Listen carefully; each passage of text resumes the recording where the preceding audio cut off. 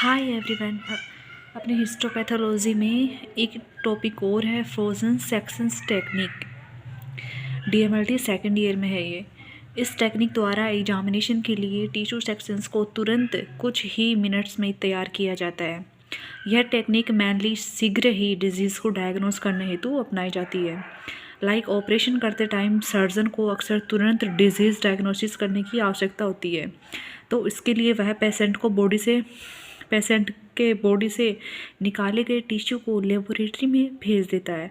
Lab में tissue के टुकड़े को तुरंत जमाकर एवं सेक्शंस में काटकर माइक्रोस्कोप एग्जामिनेशन करके रिपोर्ट तुरंत ही ओटी में भेजी जाती है, जिसके आधार पर सर्जन डिजीज़ डायग्नोसिस करके ऑपरेशन में आगे की कार्रवाई करती है। तो जनरली ये जो टेक्निक है वो इमरजेंसी कंडीशन में की जाती है, ठीक है। इसके अतिरिक्त कुछ टिश्यू एग्जामिनेशन की टेक्निक पैराफिन के काटने पर उनमें स्थित एवं उसके टिश्यू को जमाकर काटने की विधि का प्रयोग किया जाता है। इस टेक्निक के कुछ डिसएडवांटेज भी होते हैं। वो क्या है कि एम्बेडिंग करने वाले पदार्थ के अभाव में काटने एवं हाथ में लेने पर टिश्यू की जो स्ट्रक्चर है वो विरूपित हो जाती है या फिर ख़राब हो जाती है। एंड इस टेक्निक द्वारा श्रृंखलाबद्ध चैन के रूप में सेक्शंस नहीं होते हैं। फ्रोजन सेक्शंस नॉन फिक्सेक्टिव का स्टेन ठीक प्रकार से नहीं होता है। And then preparation of tissue. OT से आए हुए टिश्यू को तेज चाकू से चारों ओर से छिलकर उनके किनारों को समांतर बनाने से एक ब्लॉक के रूप में बन जाता है। ध्यान रहे इसकी मोटाई 5 mm होनी आवश्यक होती है। इसके बाद टिश्यू ब्लॉक को फिक्स करने के लिए किसी बीकर या टेस्ट ट्यूब में 10% फॉर्मेलिन डालकर उसके पास 30 से 60 सेकंड तक बॉयल करते हैं।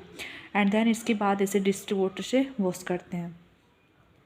फ्रोजन ऑफ टिश्यू ब्लॉक को वाटर की कुछ बूंदों के साथ माइक्रोटोम को जमाने वाले स्टेज पर इस प्रकार रखते हैं कि काटे जाने वाली सतह सबसे ऊपर हो एवं टिश्यू ब्लॉक के किनारे समान हो।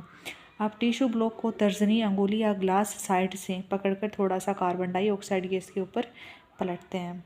जब ब्लॉक होल्डर के साथ टाइटली चिपक जाता है तो थोड़े से विस्फोट में अधिक CO2 गैस को छोड़ देते हैं। जब तक CO2 गैस छोड़ते हैं तब तक छोड़ते हैं कि जब तक टिश्यू के ब्लॉक न बन जाए। अब चाकू से ब्लॉक का सेक्शंस काटना प्रारंभ करते हैं एंड जब तक काटते हैं कि जब तक एक पूरा सेक्शंस उपलब्ध ना हो जाए। इस टेक्निक से चैन के रूप में श्रृंखलाबद्ध सेक्शंस अलग अलग कटते हैं। टिश्यू ब्लॉक को काटते समय इस बात का ध्यान रखते हैं कि ब्लॉक न तो अधिक कठोर हो और ना ही अधिक मुलायम हो। सेक्शंस को 10 से 15 माइक्रोमीटर की मोटाई में धीरे धीरे काटते हैं एंड ब्लॉक को सेक्शंस में काटने के बाद डिस्टिल वाटर में डीप करते हैं। उसके बाद खंडों को चाकू के किनारों से ढककर उन्हें डिस्टिल वाटर से भरी पैट्रिक डिश में डालते हैं। Staining of frozen tissue. इसके लिए फ्रोजन टिश्यू के लिए मैनली पैराफिन ब्लॉक्स वाली ही स्टेन का यूज़ किया जाता है। इस टेक्निक को मैनली परंतु सर्जिकल डिजीज़ डायग्नोसिस के लिए प्रयुक्त किया जाता है। इसमें टिश्यू का फिक्सेक्शन न करके समय की बचत की जाती है। अधिकांश कटे हुए सेक्शंस अकेले ही लिए जाते हैं, अतः जो भी सेक्शंस कटकर सबसे पहले आता है जल्दी के कारण उसी का माइक्रोस्कोप एग्जामिनेशन करके उसी की रिपोर्ट ओटी में भेजी जाती है। यदि टिश्यू को फिक्स किया जाता है तो उसे स्टेनिंग पूर्ण रूप से वॉश किया जाता है। जमे हुए टिश्यू ब्लॉक्स को स्टेन करने के लिए मैनली 2 मेथड का यूज़ किया जाता है।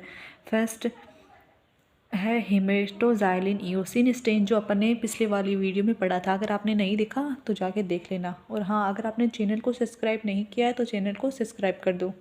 ये मैं आपको मेनली नोट्स ही प्रोवाइड करवा रही हूँ। अगर आपको कंप्लीट रूप से नोट्स चाहिए डीएमएलटी फर्स्ट ईयर के भी और सेकंड ईयर को तो मेरे को कमेंट में ज़रूर बताना। एंड सेकंड है पॉलीक्रोम मिथाइल ब्लू, ये अगला स्टेन है अपने का। जो फर्स्ट है हेमेटोजाइलिन स्टेन वो भी इंपॉर्टेंट है एंड ये सेकंड है ये भी इंपॉर्टेंट है। एग्जाम में कोई सा भी आ सकता है, तो ये अपन अगली वीडियो में देखेंगे। Thank you, bye bye.